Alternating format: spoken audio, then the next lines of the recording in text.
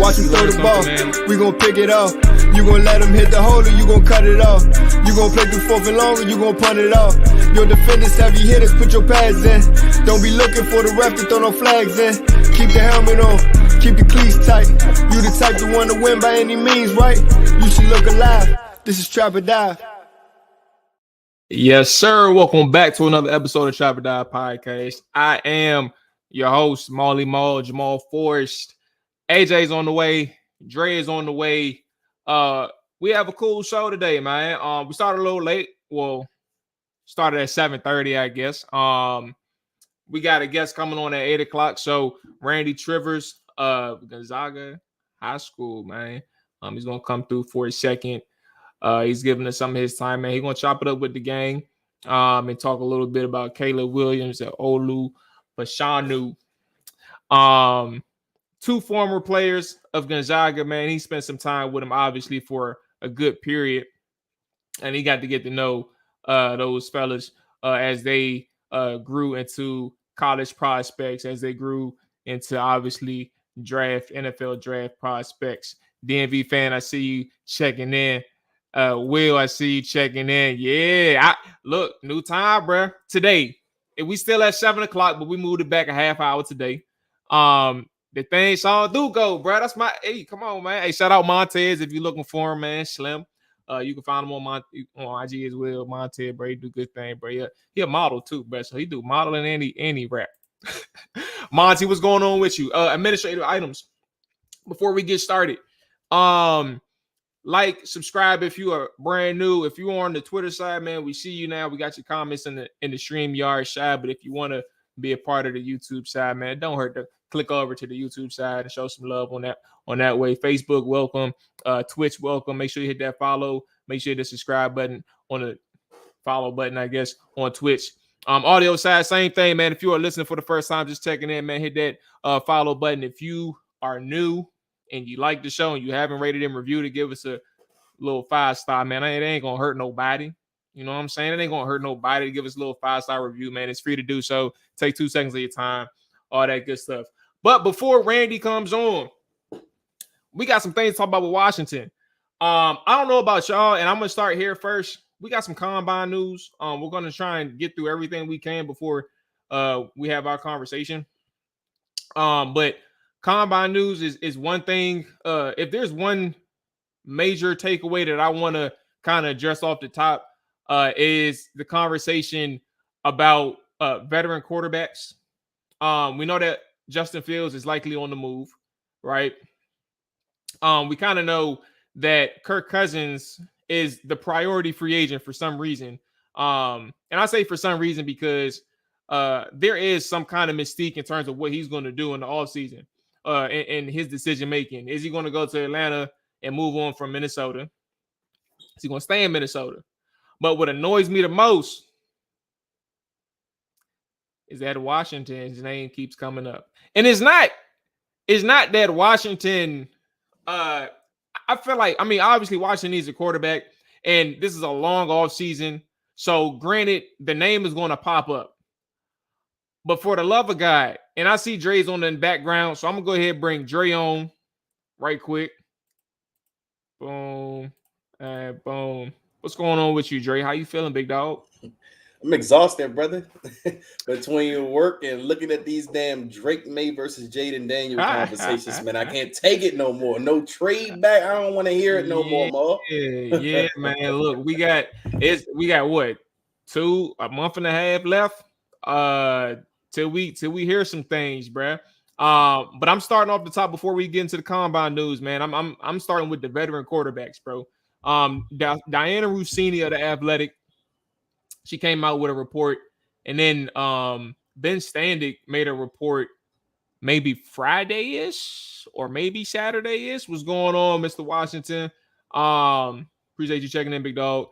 But both of them came out with reports, or excuse me, one came out with a report, and then the other came out with quarterback predictions that if Washington decided to trade back, and that was Standig. Kirk Cousins was mentioned in both. This morning, there was a conversation on radio about Justin Fields being entertained for Washington. That didn't have any basis to any rumor. I mean, any legitimate rumors. That was more of a conversation. And then there's one, Russell Wilson. He got released. And then there was some people asking about Russell Wilson. And I don't think those were legitimate rumors either, just a conversation. I think all of those conversations, Dre, AJ, by the way, if you're here, let us know, because I can't tell on my side. But those conversations, bruh, are legit, in my opinion, a waste of time. I feel like when everything is staring in your face from the standpoint, and I want to give context, like we understand that you have that young quarterback on your roster and Sam Howell, right? That intrigues some people. And the idea of bringing in a veteran quarterback implies that, one, you want to preserve Sam Howell and make sure that you keep, there's a couple of different intents. This is one of them. As you reserve Sam Howell, you allow him to stay on the roster, but you allow him to grow, and maybe he does take over in place of that veteran. But secondly, you allow yourself to manipulate that number 2 pick in your favor, while you're not honing in on just a quarterback. You get to trade back, or you may take the best player available because now your quarterback need is solved before the draft. And all of those conversations, all of those situations for me, Dre, again, as I circle back to the very beginning, I feel like it's a waste of time because you don't stare at number 2 in the face with a new regime, with a new headset or just a fresh start and say, I want to go in with a 30-plus-year-old veteran quarterback here in Washington. That's not appealing. But also, what does that do for a regime who had an opportunity to take a quarterback so early, and you decided to pass on that for a person, let alone Kirk Cousins, who I have respect for in the league. But like, at what point is that going to guarantee you a championship? That is a known person who is like, he's good, but you know enough that he ain't going to get you over the hump. So why even waste the time to spend the block on Kirk? Why do it? Mark couldn't agree more, man. I mean, it just doesn't make sense from Washington's standpoint as to why Kirk Cousins will be an option. I mean, for me, it doesn't even make sense from Kirk Cousins' standpoint as to why he will be an option for Washington. And I honestly feel like that a lot of the chatter about Kirk Cousins and a lot of the rumors is being drawn from Kirk Cousins' side, not necessarily saying that I really think so, because if you've been hearing, they're saying Kirk Cousins is open to a Washington reunion, and then they're connecting the dots with the salary space or the salary cap that Washington has. We have the money, obviously. If we wanted to pay a Kirk Cousins, we could do it. But for me, I just feel like it's Kirk Cousins kind of generating his own market. I mean, he's a oh, what that poor power cut out, bitch. He can get, especially coming you're off. Back. Hey, your pop. I don't know what just happened. You blanked for like 10. It just happened again too. Oh Lord, what's going on with Dre's side? There you go. Hold on, man. Oh man, Drake gonna have to run it back. Okay. AJ, what's going on with you, player? I didn't know what was going on, but I think you good, bro. What's up? Cool, man. Just having some technical difficulties, trying to work through it. But I've been here the whole time. I've been here like before we even started. Okay. Let's see. I'm gonna give Dre a couple seconds backstage till he gets situated. Okay, I see him now. All right, here we go. Let's try this one more time, Dre. So, I don't know what happened, but no, I know what it is, Ma, and I can't do it anymore. I forgot about it last week, but it's the background thing. Something StreamYard has changed recently in the last couple of weeks, but they're not allowing virtual backgrounds.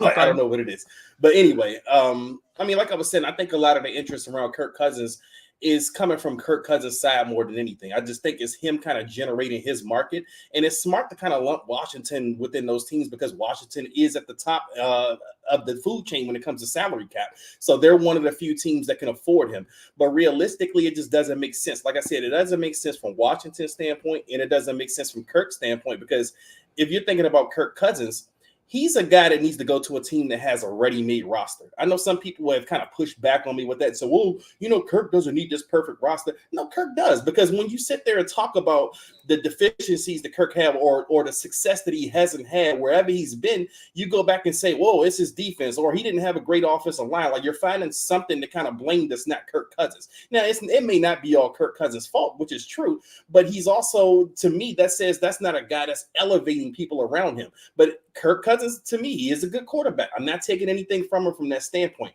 He's just not a guy that's going to elevate his team. With that said, he fits better on a team that's kind of ready-made to, go compete right now, like in Atlanta or even the Minnesota Vikings, who he's already played for.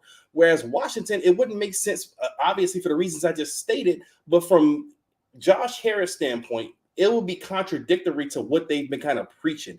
They've been preaching that they don't want to take any shortcuts, that they know that this is a process. Now, obviously, football and the NFL and the NBA are two different sports when it comes to trust the process. The trust the process lasts a little bit longer in the NBA. It doesn't last that long in the NFL. But with that said, year one, we're starting at ground zero here with Washington. So we don't have that roster right now that says we're ready to just plug and play a veteran quarterback to, elevate this team. So it just wouldn't make sense from that standpoint. And that goes for Russell Wilson, any of those guys. I mean, if you're going after any of those guys, it says to me that you're opening your contending window right now. And that, to me, that speeds up the clock on everybody involved in the process. That speeds up Adam Peters' clock. It speeds up Dan Quinn's clock. And what I mean by speed up their clock, it means the time is ticking on you all. Like, you all may not have had the long tenures that you all thought you were going to have because you're swinging for the fences from day one. Like, so, and that it just doesn't make sense, like I said, to go after Kirk Cousins at this point, because you're obviously going to spend a chunk of your cap. Yeah, we have a lot of cap room at this point, but you're going to spend a chunk of your cap on someone like that.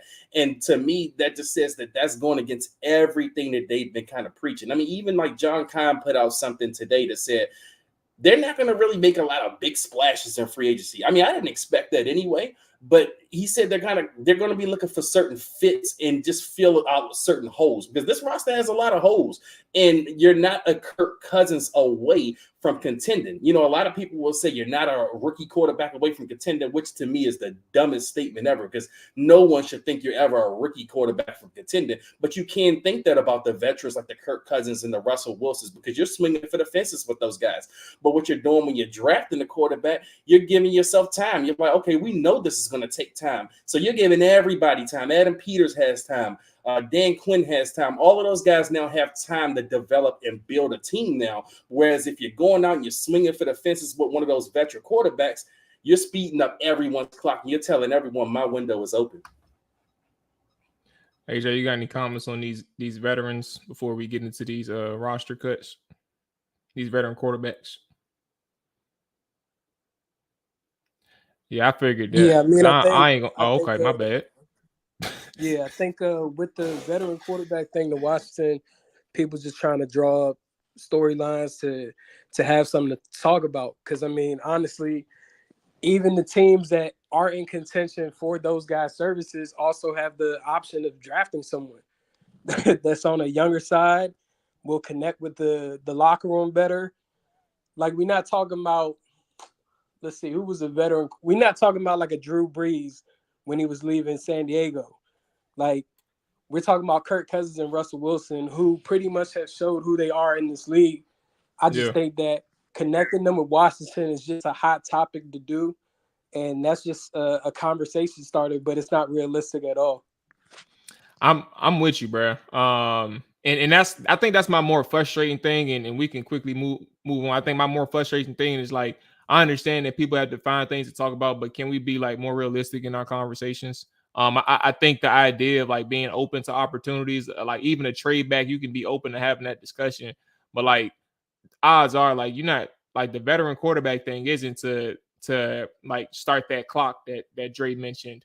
So in terms of the cuts recently, we've had three main cuts.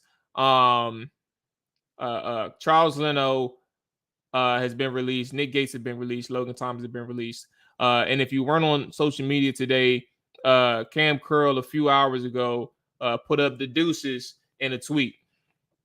And in that tweet, obviously it indicates that your boy is looking for greener pastures. Seemingly, we're not going to like close the book on it, but just it is what it is.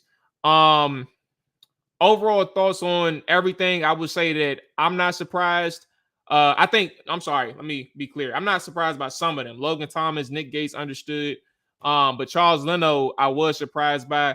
Not in the sense of like he's like a superstar left tackle or anything like that, but like maybe keeping the idea open of like maybe if we don't know how much better we can get right now in free agency, we'll keep it pushing. Turns out, I think he had to have surgery this offseason, I believe too. He was playing with an injury throughout the entire season. But secondly, that cut kind of indicates to me that they're willing to scrap every single thing that they had going on that offensive line, minus Sam Cosmi. And I think with that being said, I have this idea. Maybe we can dive into this in later episodes, especially with the offseason. I mean, free agency and draft right down the street. But I think this is one of those moments where like you're not going to see Washington Commanders pull a Ron Rivera where like they draft that quarterback or they have that young quarterback and they don't insulate them with as much help offensively as they can. Because when you cut your starting left tackle, you're telling us that we need to prioritize the offensive line just as much as we need to prioritize quarterback. And I think that you're going to see plenty of, if I had to give a percentage, you'll probably see about 65 to 65% or more offensive side players being drafted by Washington. And that's just my early take. But this is what these cuts tell me is like they're prioritizing offensive line, they're prioritizing quarterback. Not that Nick Gates surprises me, but Charles Leno being cut this soon surprises me. Not that he's a superstar, but more so that they're willing to acknowledge they need to revamp the entire thing. Yeah, go ahead, AJ. Oh yeah, I was just gonna say with me, none of the cuts surprised me at all. Was expected. I thought that Nick Gates didn't have an opportunity to stick on this roster.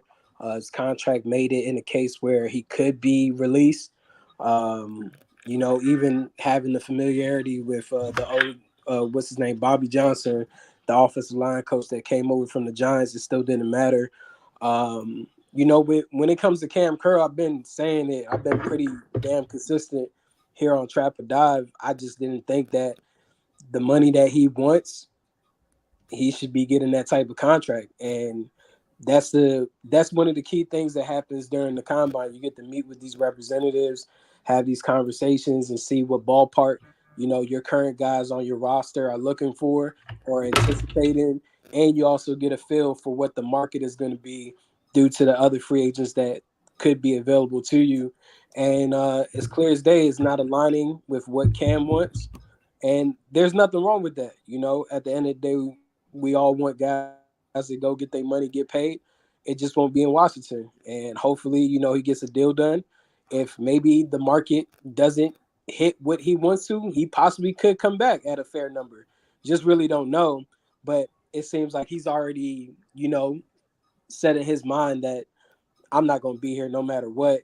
And maybe that's a conversation that's happened behind closed doors.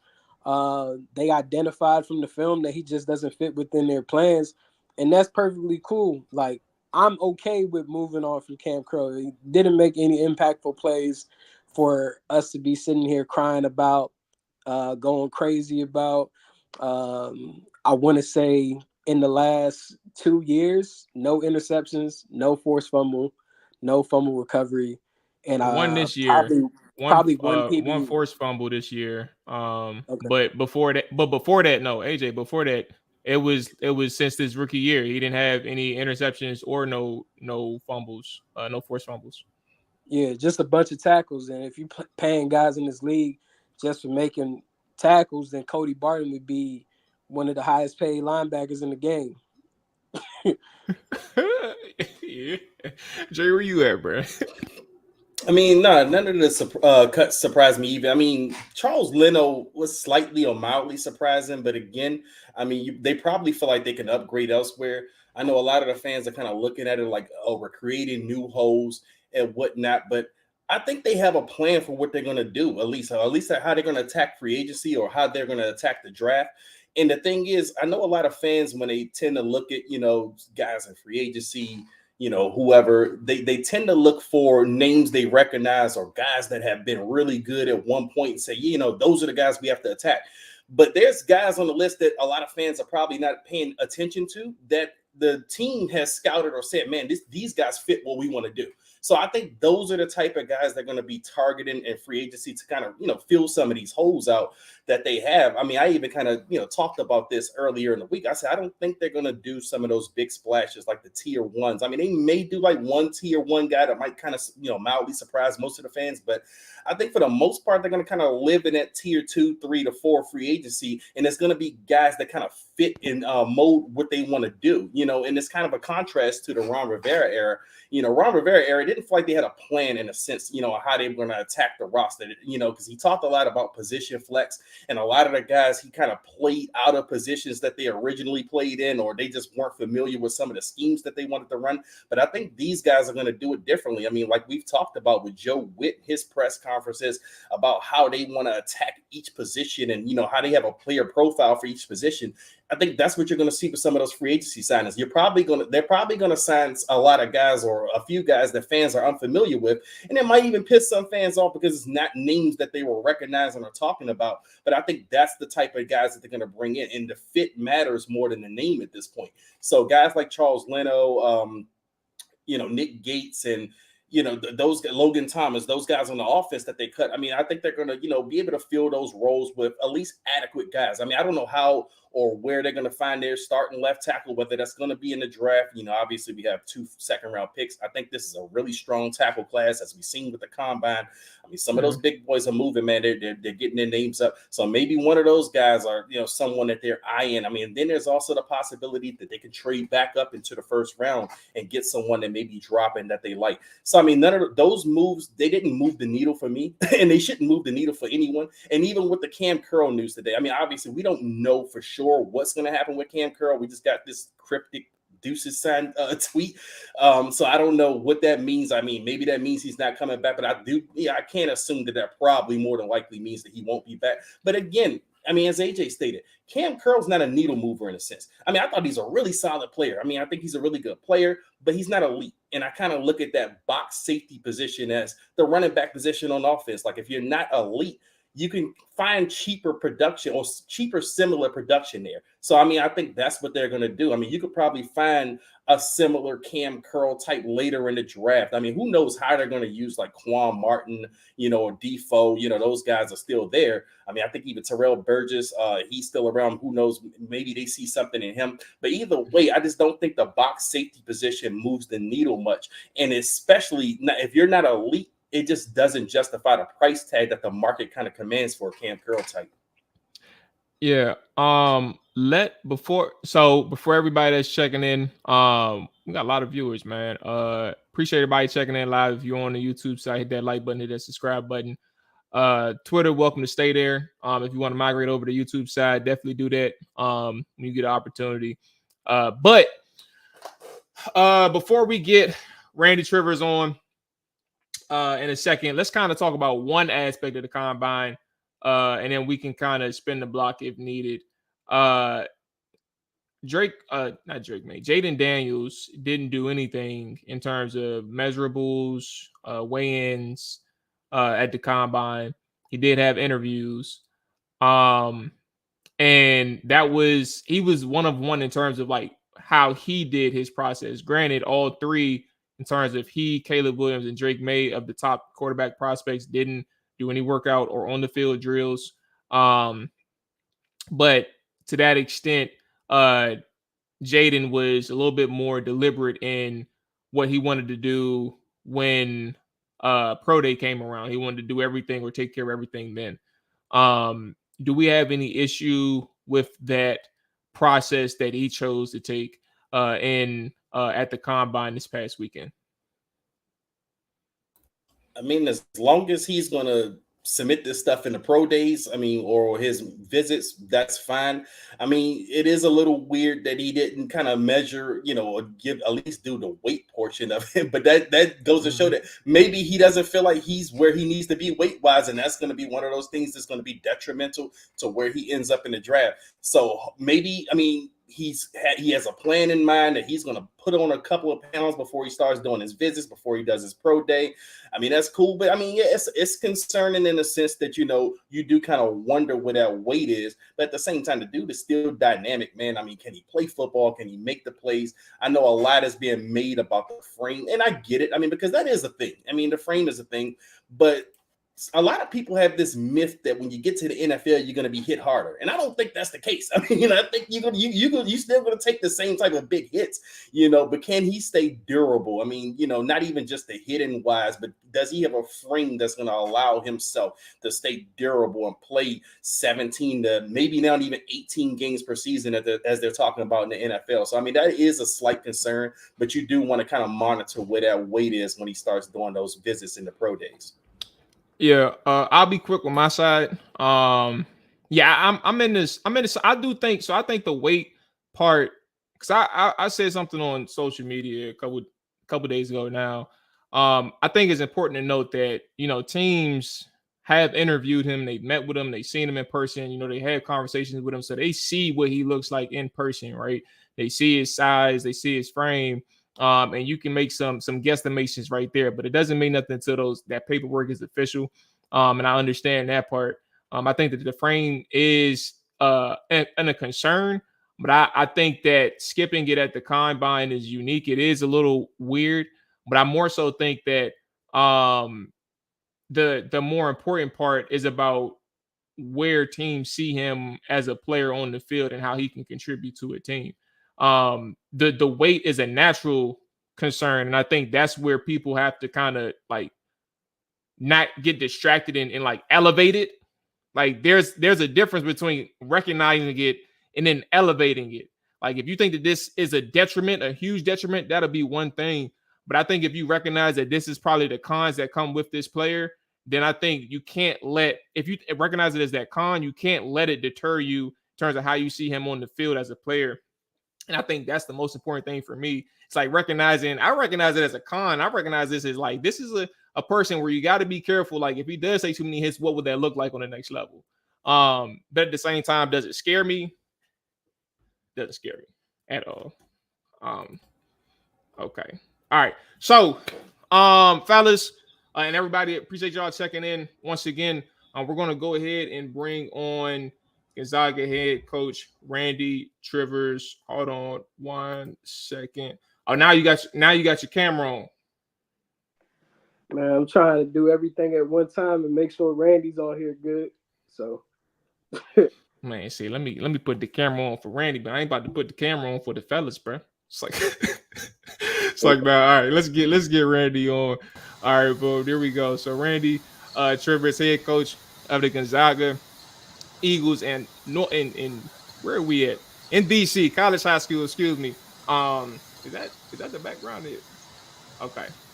All right. So again, like I said, head coach Randy Trivers is checking in right now. Randy, I appreciate you joining us. I hope you're doing good. I wanted to give you some flowers because I was looking at your background earlier today. Some of my friends know you. One of them played for you at Northwest when you're at Northwest, and some just came across your program. I got some coaches at Flowers High School who came across your program and really recognized it as a really structured and well developed program. But your bio just suggests like you know everything about winning and building championship winning programs, and I want to give you the floor first and foremost to again welcome you on Trapper Dive podcast, but then like kind of dive into like your side of developing as a head coach to where you are today. You've been head coach coaching for 27 years. But at the same time, it's been a progress and process to get to where you are. Can you speak about like how you've the lessons you learned along the way to build such a reputation of winning and getting people or your players to the level in which they are? And well, first of all, thanks for having me on, guys, and I appreciate the kind introduction and the nice compliments. Yeah, it's I think now it's going into 29 years, I think almost 30, maybe it's 30, 29 or 30. So it's been a long time. And hopefully God blesses me to keep doing this a lot longer. But I think the secret to success for any leader is having great people around that leader, whoever he or she may be. So I've been very fortunate to have great coaches, great players, great student athletes, and different mentors along the way that have helped make it a successful journey as far as the longevity and perhaps some of the quality, and for you to be able to say those nice things. It's definitely not something that I've been able to do or possible to do as a one-man band. Far from it, So I've been blessed to have some great folks with me, and whoever those guys that you knew from Northwest, God bless them. I love hearing that, and they might say, hey, make sure that that last name. I never get mad at anybody because everybody calls me Trivers that they've never met me, but it's Trivers with a long I. There you go. Yeah. Trivers. My bad, coach. No, not at all. I'm not mad at you, but I know my grandfather, God rest, he would always politely make sure that the name is pronounced right. So in honor of my granddaddy, I would say Trivers, and he's a great DC man, my grandfather. So, but yeah, I appreciate the kind introduction, and I would say, blessed to have some great people, like guys like Caleb Williams and Olu Fashanu, and many of the guys that I've coached in different places, whether it's at Northwest or Leesburg or the college level, or certainly here at Gonzaga. So, collective effort for sure. Absolutely. Hey, Coach, go ahead, sir. Yeah, Coach, definitely appreciate you coming on with us this evening. You spoke on something big there in regards to leadership. Uh, Obviously, you've had the leadership qualities which has helped you get into these opportunities, win National Coach of the Year. But when you took on that opportunity at Gonzaga, they weren't really known as a big time program within the football dynamics and within the Washington, D.C. metropolitan area. But shortly, you ended up coming across a quarterback, a young kid in a Caleb Williams that led you guys to a championship, the first one since 2002. Can you kind of speak on Caleb's leadership skills and also Olu? What they brought to the table, the intangibles, and did you see that in an early point of their careers that they would be in the next couple months getting drafted, first round, Heisman, trophy winner, best offensive lineman in the country, all those different accolades that they've accomplished so far in their career? Yeah, no, it's so I'd be lying to you if I told you that I knew that Caleb Williams would be the Heisman Trophy winner when he was young high school player. And I'd be lying to you if I told you I knew that Olu Fashanu would be a future #1 draft pick. But certainly I can tell you that those were uniquely special young men, and it doesn't surprise me that they have ascended to where they are. Okay, so again, I would be disingenuous to tell you, I knew it that he would win the Heisman, because that's there's a lot of factors, a lot of things that have to happen for somebody to. I mean, that is such an elite award to gather, or even be a first round draft pick. I mean, that's a very, very rare air that we're talking about. But both of these guys have had really special qualities in them, and Caleb was always so they were different in this sense, and they weren't in the same class. Olu was a class ahead of Caleb. All right, but they were different. So Olu had never played football prior to coming to Gonzaga, so we had to try to help develop and mold this clay, into this beautiful sculpture that he became, right?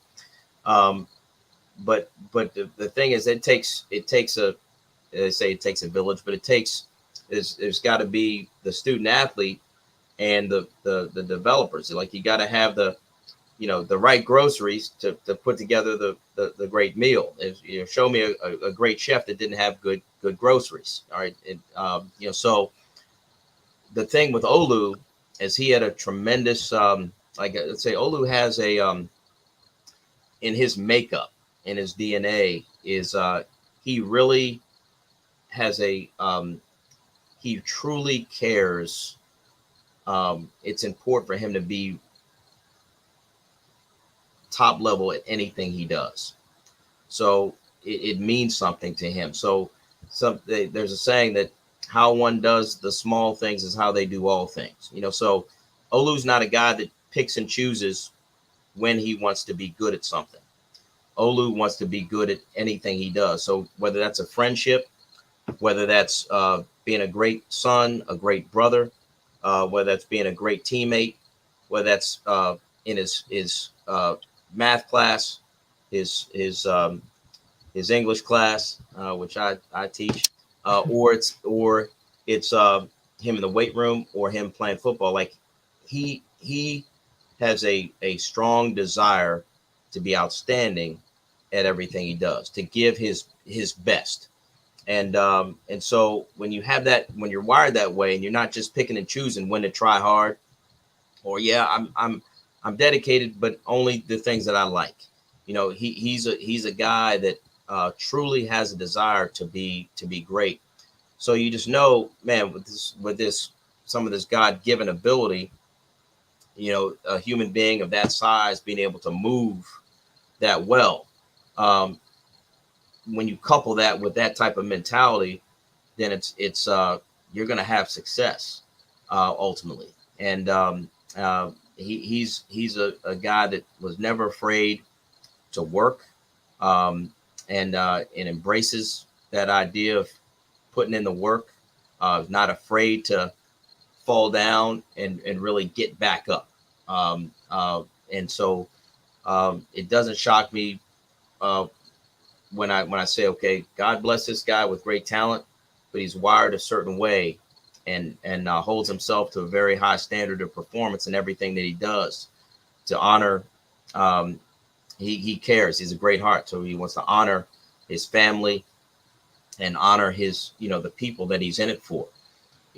So he was a very inexperienced football player that that really was hungry to learn and get better. And he did that at a rate that's he got better really, really fast, and was an excellent high school football player. Obviously had become an excellent college football player at Penn State. And I tell you, it's hard for me to see a guy like that missing as a NFL player, because of all the intangibles that he does have. I mean, he has great measurables. All right. Being whatever he is, 6'6" plus, 300 plus pounds, and can run that fast and strike that hard. But he's got it here and here.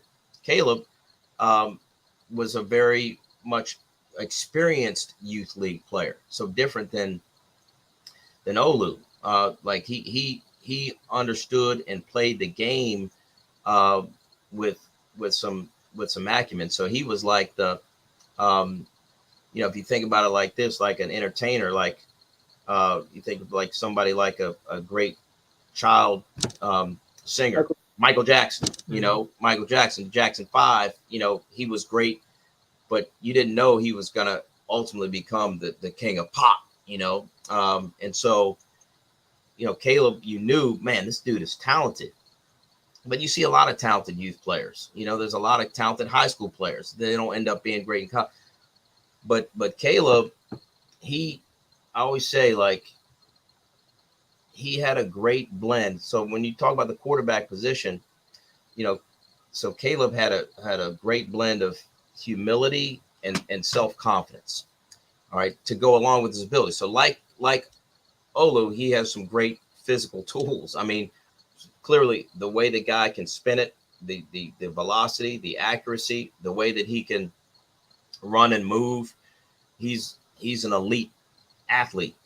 But it's when you're talking about quarterback, it's what are you above the neck and what are you in the heart, and how do you impact all the others around you?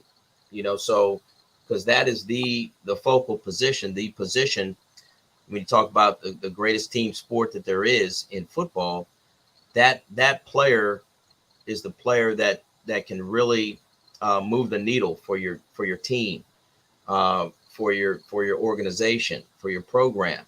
And so Caleb is he endears himself to his teammates very well. Like when he came into our program, our guys have a way of, like, you always kind of you admire talent, but you don't have to necessarily respect the talented guy unless he has the right intangible qualities. So when I say he had a touch of a lot of humility when he came into our program. So he didn't have to say, "Hey, everybody, I'm here. I'm him. I'm Caleb Williams. Look at me. I'm going to beat you out, senior. I'm going to beat you out, junior. I'm the best." He didn't have to say any of that, but you could tell he carried himself with great confidence. But he was humble. Like he would do the things that a freshman was supposed to do, whether it's, hey, freshman carries the ball bag, or freshman, whatever it is, Mm-hmm. he didn't have any issue with that, and he let his play do the talking. But where that comes in is, it's like you for that player, like you whether you're a lineman that's protecting that player, or you're a skilled player that's playing on that side of the ball, or you're somebody that's on the other side of the ball, and man, when he's on the field, we got a chance.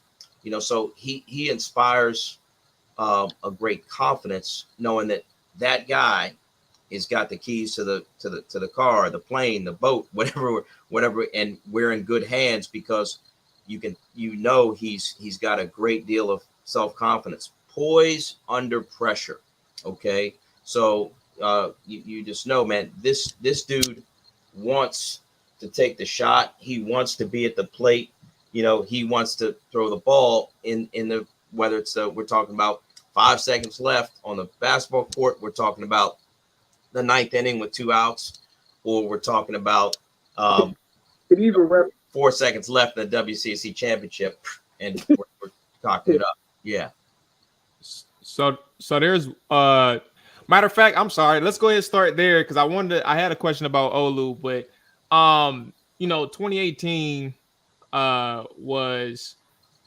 it's vague for me, because I had to remember it, even just looking at the article of the game, and even like when I look back at it, I was like, do I remember how much do I remember of this game? But just even looking at clips and stories of what happened with DeMatha and Gonzaga in that game, and seeing an article where, you know, there was some quotes in there just about like the level of how can I say this, like I guess I would go with confidence, like the resiliency to come back down 20, I believe at one point, to DeMatha.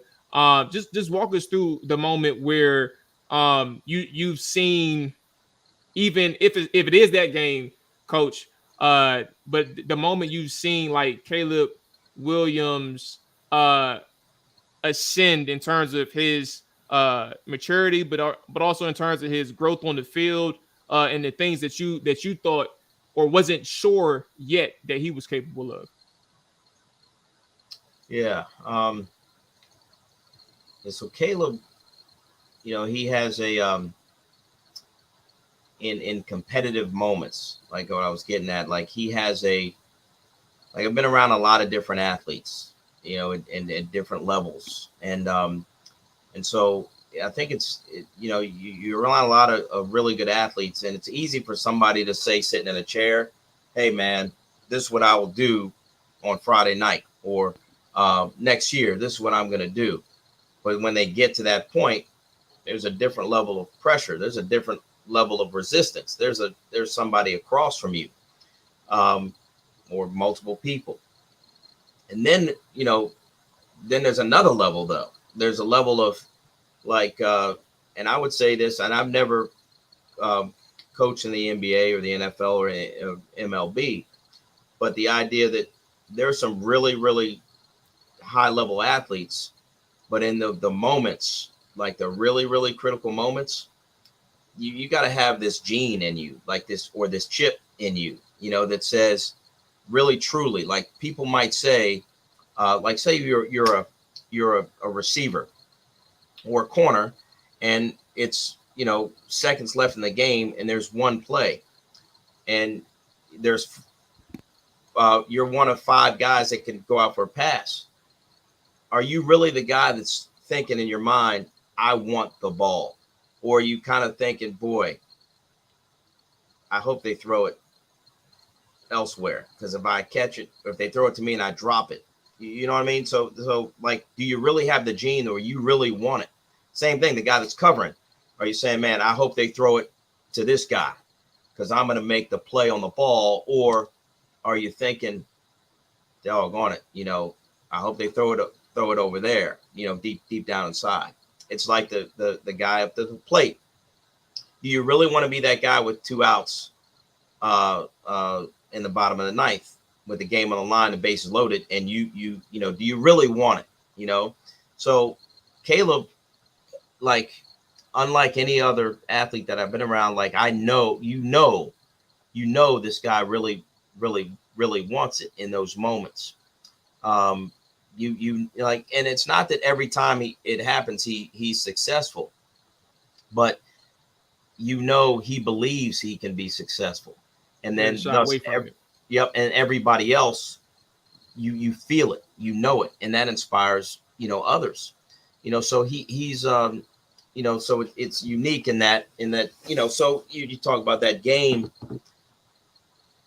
you know, that's not possible if you don't have that mentality, you know, that game. Or, you know, there are other scenarios and other games where, you know, the team is behind, or things are looking a little bit bleak. I don't know that you could make up a story any better than that. The one that you guys brought up, the 2018 thing, you know, but it does speak to his mental makeup, and his belief, and then how that inspires others around him. I think, you know, that night, that was his sophomore year.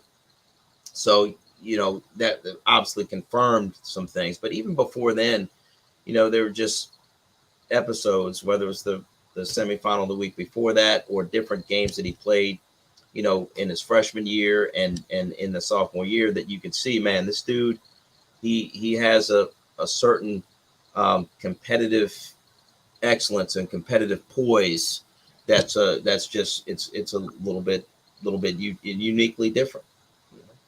as the youngsters say, that dog or I'm him. uh, Basically, yeah. came, came into the program with. Now, I want to ask you, being that you've had the success at Gonzaga and you've worked with these alumni such as the Caleb Williams and Olu Fashanu, um, have these NFL teams started reaching out to you to get some perspective on their characteristics? How you just broke down on here for us, like have they been contacting you to find out what takes them to the next level? What different nuances did you experience in their high school career that pushed them to whether it be Oklahoma, USC, Penn State?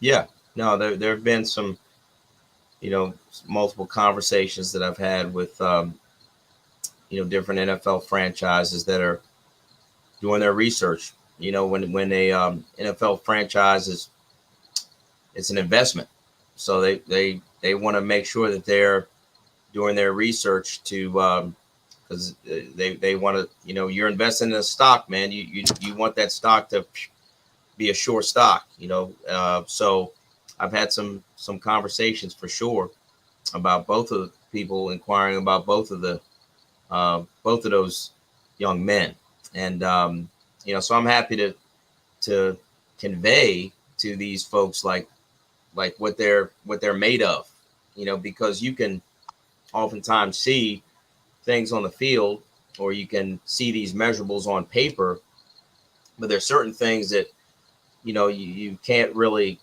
get off of a paper or the computer, or observing from afar. You have to kind of know time in and time out how somebody's built, what their mind is like and what their heart's like. So I'm happy to, when asked or when engaged by an NFL franchise, I'm happy to tell the story, if you will, in terms of what each of these young men really are. And I think it speaks to, who they are today, but also who they're going to be, because this has been a consistent pattern of, man, this is what I've seen of him from in his formative years, from the age of whatever, 14 to 18 or 19. And then, then not with them every day now, but being able to see where they've evolved in their journey since being here. And I think it's, that's always a valuable conversation that I'm always happy to have with people, because these guys are very, uniquely special. So let's add to that part, if you don't mind, Coach. What are some, if you had to give one for each, because you could probably think of 1,000, but if you could have one for each, like off the field story for Caleb and Olu that kind of shed lights into who they are as a person, what would a story be for each of those players? I don't know that I can, pinpoint like one, crazy special thing, but I was thinking the other day, because I think a coach was talking to somebody like, so these guys are extraordinary athletes that are already reached a certain level of fame, if you will. So when people see Olu or see Caleb, whether it's now or a year from now, which their fame will probably just keep growing, and wow, look at that amazing athlete, and wow, they, can I touch your shoulder? Can I see you? Can you, sign this for me? Can I get a picture with you?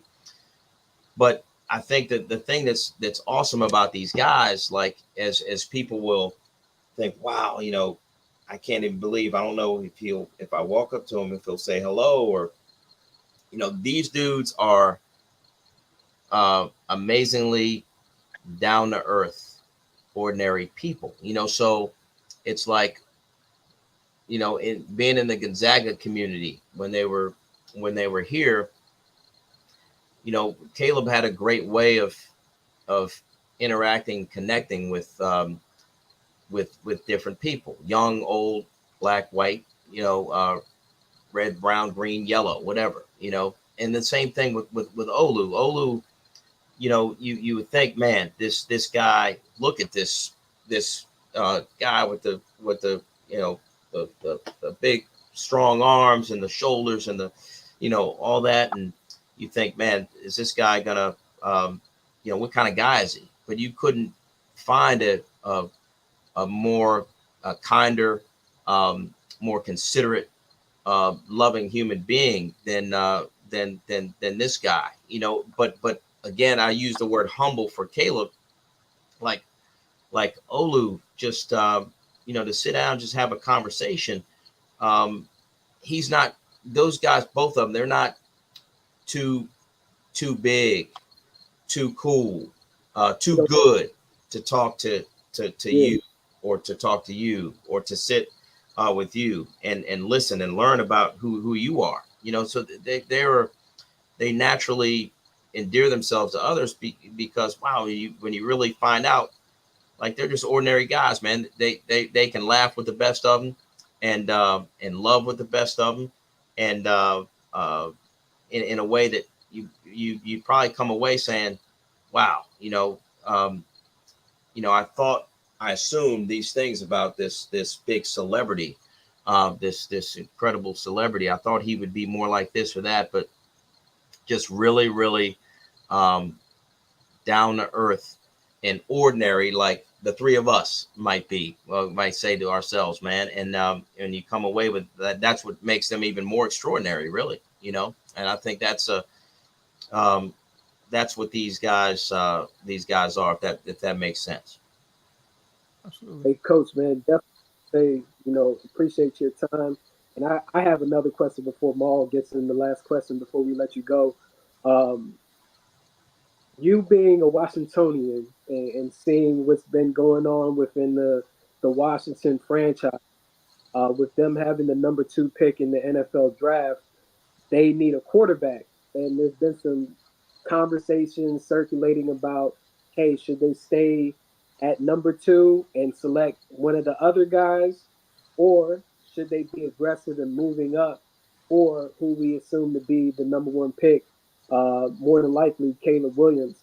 Do you think that Washington, one, should be aggressive in acquiring a guy such as Caleb Williams, not just for his on-the-field talent, but behind closed doors, what he can bring to the community, the locker room, and so forth?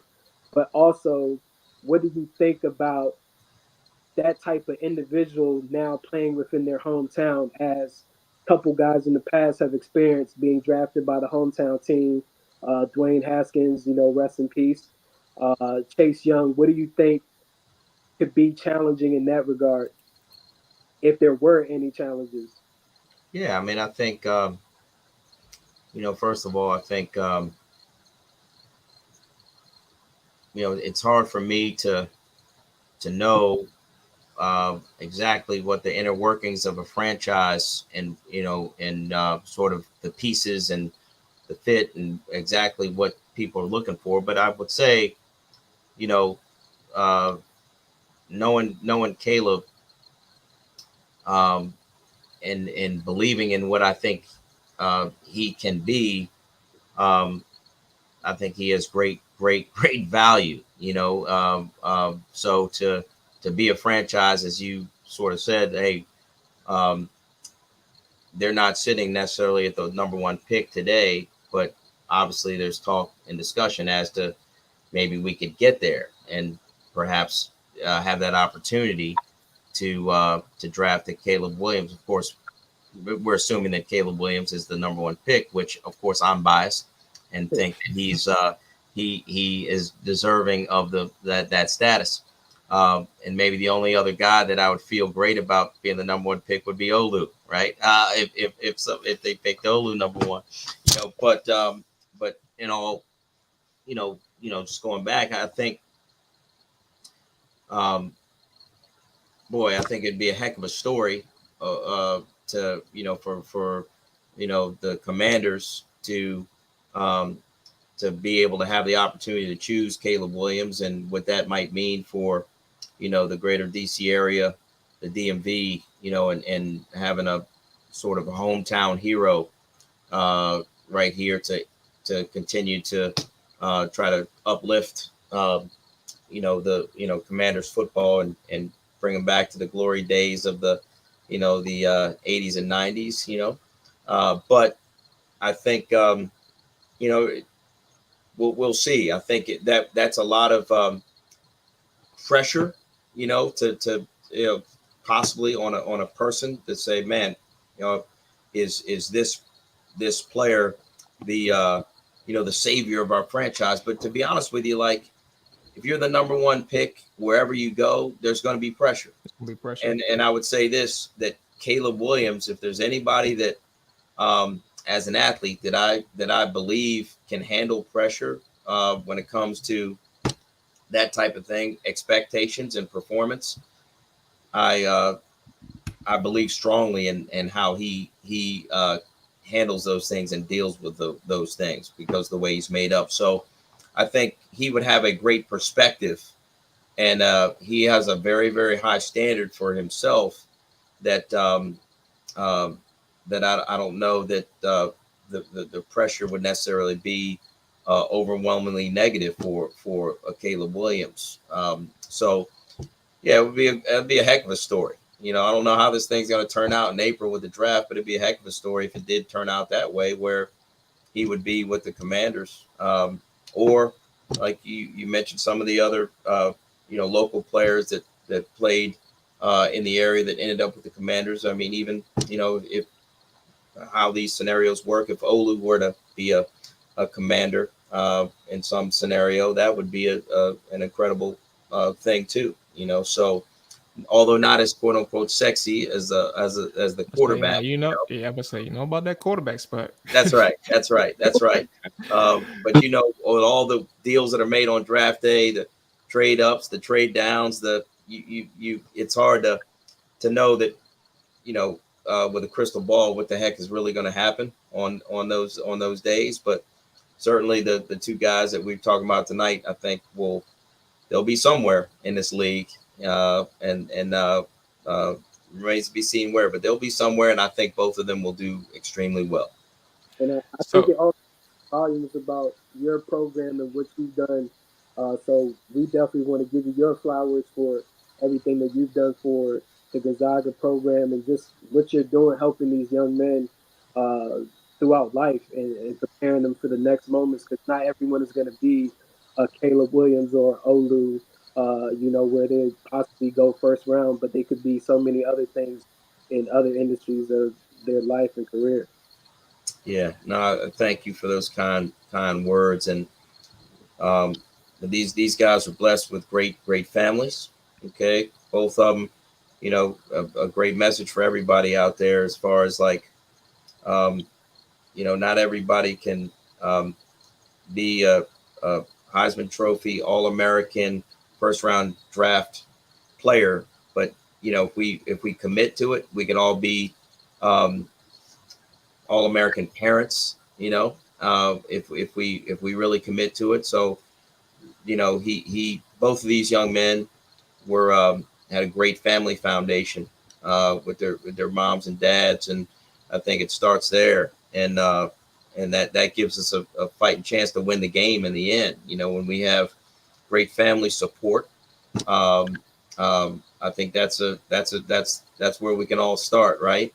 And so both of these guys had that, and then they have been around some other really good folks and influencing them. Certainly at the college level, their coaches, teammates, professors, people that have touched them there to get them ready for the NFL. But I like to think that the Gonzaga community also helped those guys a little bit, as far as and not just me as their head coach, but as I said, our staff, our faculty, the students that they're in the classrooms with, their teammates, and the community. I think in some small way, just that support network and that positivity, that great energy, that great love to help us be the best we can be. So I appreciate you guys for the opportunity to talk about these dudes.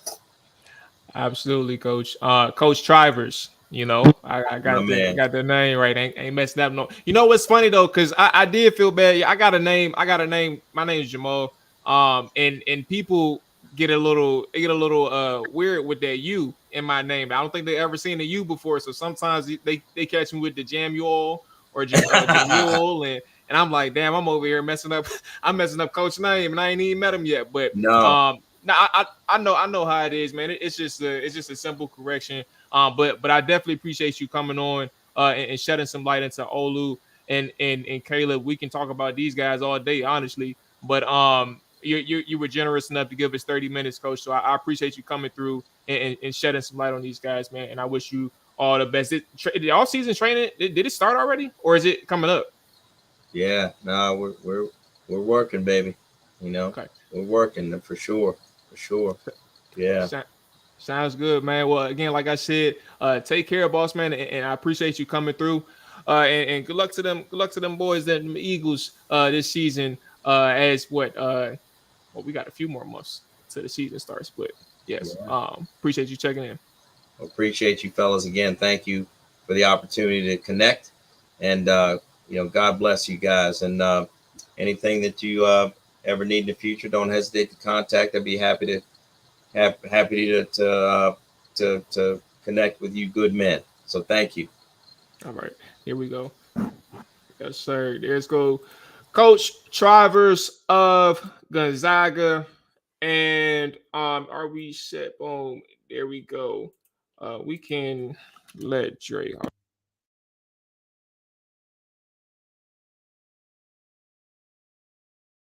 All right. There's Coach Trivers. You know what's so crazy? I went 0 for 2 in the names, man. I messed up on Coach Trivers' name, and then I messed up on Olu's name when he started talking. But it was good to have Coach on for 30 minutes and get to pick his brain about Olu and Caleb. Like I said, I had like 5 questions in the bank just ready to go, but he gave us some good time.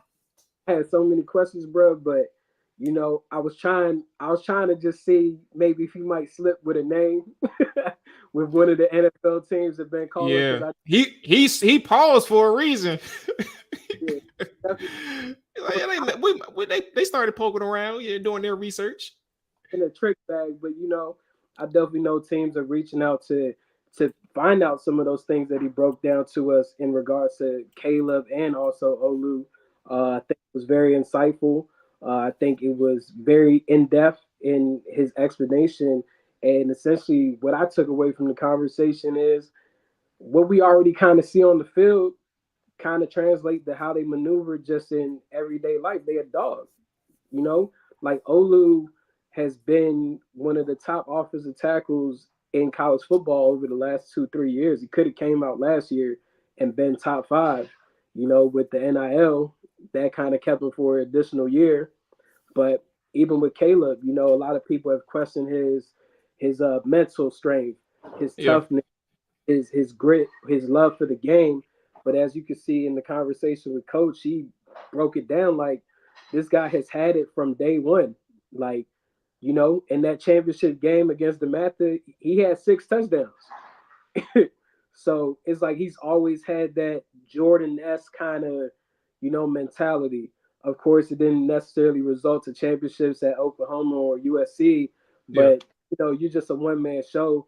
I'm pretty sure whatever team gets him will be able to, gravitate towards him in the locker room, and we'll see what happens in your career.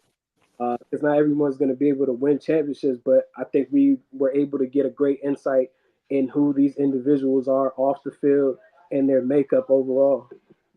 Absolutely, AJ, and shout out to everybody that's still in here. Got a bunch of people in here, and I hope you all enjoyed the interview with Coach Trivers.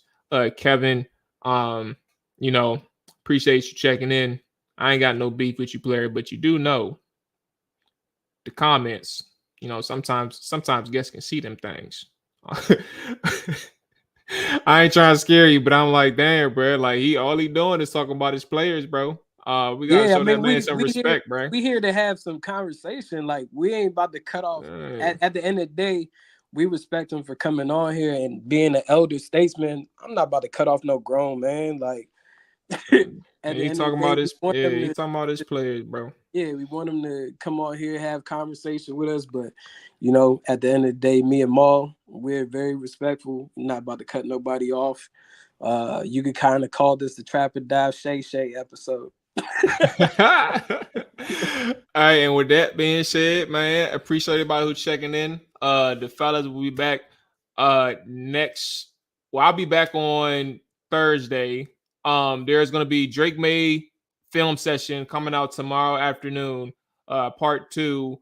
Just like Jaden Daniels, there's a 3-part series for now. There may be a 4-part closer towards the draft. But part 2 of Drake May comes out tomorrow afternoon. So be on the lookout for that. If you want to catch up on Jaden Daniels, you can do that right now on the Trapper Dive YouTube channel. All 3 of his film session or prospect profiles are going to be up there right now. Caleb Williams is on the way.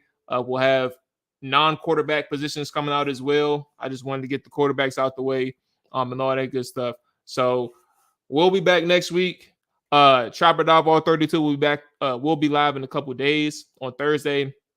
And then Drake May part 2 prospect profile comes out tomorrow. So yeah, man. Y'all take it easy. Again, be safe. It's all good, Kevin. Nah, you good, bro. I appreciate you just even the acknowledgement is cool. But yeah, it's just a conversation. That's all it is, bro. But yeah, y'all take it easy. Just call us Barbara Walters and Diane Sawyer. Oh Lord Jesus. That's it. We up out of here, dog.